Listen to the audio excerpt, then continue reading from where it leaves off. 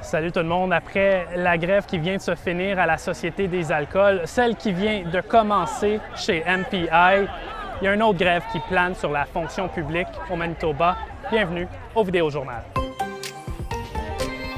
Je me trouve présentement devant l'Assemblée législative où il y a des centaines et des centaines de membres du syndicat des employés généraux et des fonctionnaires de la province qui sont ici pour manifester, pour mettre de la pression sur le gouvernement. Bien entendu, au-dessus de leurs priorités, il y a cette grève-là chez MPI qui vient à peine de commencer, qui en est à son 3e jour. Mais pendant ce temps-là, on a appris que le syndicat recommande aux quelques 11 000 employés du gouvernement, les 11 000 fonctionnaires de la province, de voter pour un mandat de grève. Leur contrat est échu depuis mars et dans une lettre à ses membres, le syndicat déplore la dernière offre du gouvernement provincial qui est une augmentation salariale de 2 % par an sur 4 ans.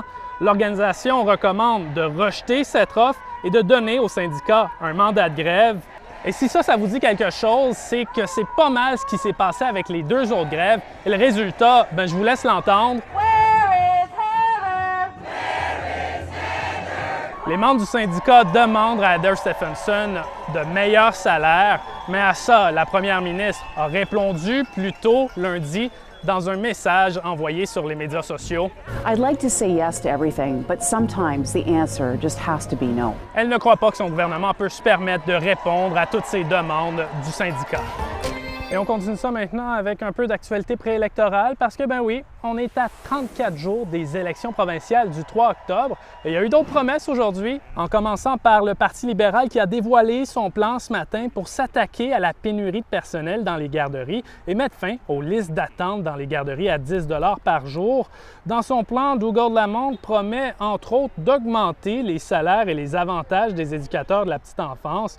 Il promet aussi de créer un portail central en ligne où les parents pourront aller pour inscrire leur enfant à la garderie et d'étendre aussi les programmes à l'Université de Saint-Boniface pour s'assurer qu'il y ait plus de travailleurs francophones dans le milieu. Et pendant ce temps-là, les néo-démocrates, eux, étaient à l'hôpital général Victoria pour réitérer une promesse qu'ils ont faite plus tôt cette semaine, d'y rouvrir un centre de soins d'urgence. Et en terminant, on se rend au centre du Canada où un nouveau pavillon est en cours de construction. Le but du projet, c'est de mettre en valeur ce site touristique au centre longitudinal du pays qui accueille chaque année des centaines de visiteurs. Il y en a d'autres des projets comme ça qui sont prévus dans ce parc, mais qui n'ont pas encore été divulgués. Et voilà, c'est là-dessus que je vous laisse pour aujourd'hui. On se retrouve demain pour un autre Vidéojournal. Au revoir!